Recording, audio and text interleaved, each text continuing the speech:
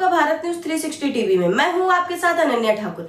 चलिए शुरुआत करते हैं आज की अहम खबर से। देखिए, लखनऊ यूपी समाजवादी पार्टी के प्रमुख अखिलेश यादव ने कहा, चुनाव आयोग ने मैपिंग जैसे शब्दों का इस्तेमाल किया था और टेक्नोलॉजी के इस्तेमाल का भरोसा दिलाया था ताकि कोई भी वोटर छूट ना जाए।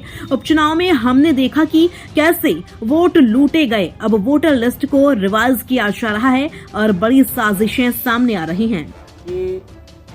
एसआईआर लगातार और एसआईआर से जुड़ी हुई खबरें लगातार हम लोगों को सुनने को मिल रही हैं।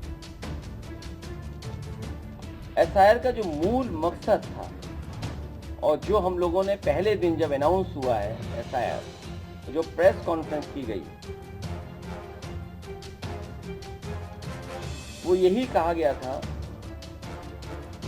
कि एसआईआर के बाद वोटर लिस्ट में कोई भी कमी नहीं छूटेगी। 4 नवंबर 2025 को एसआईआर की घोषणा के समय मतदाता सूची को शुद्ध समावेशी बनाने की बात कही गई थी। और इधर हम लोगों को देखने को मिला कि जो टर्म्स यूज कर रहा था इलेक्शन कमीशन के मैपिंग या टेक्नोलॉजी का सहारा लेकर के वो वोटर लिस्ट को एकदम ठीक बनाएंगे और कोई भी वोटर छूटेगा नहीं।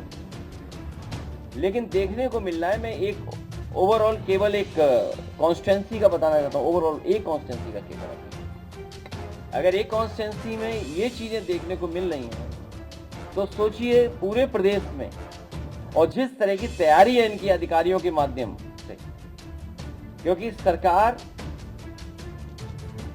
अधिकारियों से मिलकर के, और क्योंकि इलेक्शन कमीशन भी निष्पक्ष नहीं है, जो कॉन्स्टिट्यूशनल बॉडी है उसकी जिम्मेदारी बनती है कि इस समय पर जहां भेदभाव हो रहा हो, जहां कई बार ऐसी घटनाएं मिल रही जहां पर सरकार अपनी मनमर्जी से काम करा लेती है। और फिर जब बाई इलेक्शन में हम लोगों ने देखा था कि पूरा का पूरा बाई इलेक्शन में वोट लूटा गया था और अधिकारियों को लगा करके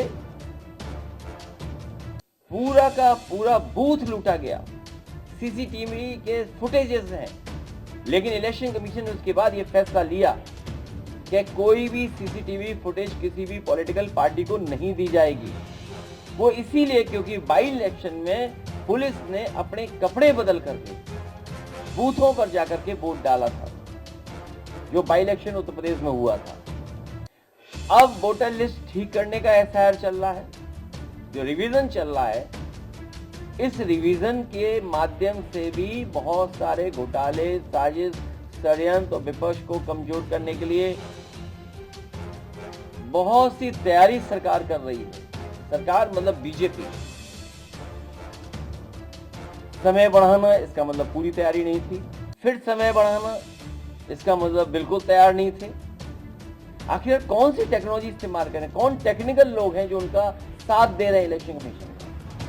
कम से कम पहली मांग हमारी होगी कि समाजवादी पार्टी को जो जानकारी इलेक्शन कमीशन से समय समय पर मिली थी कि हम बीएलए को ट्रेन करेंगे,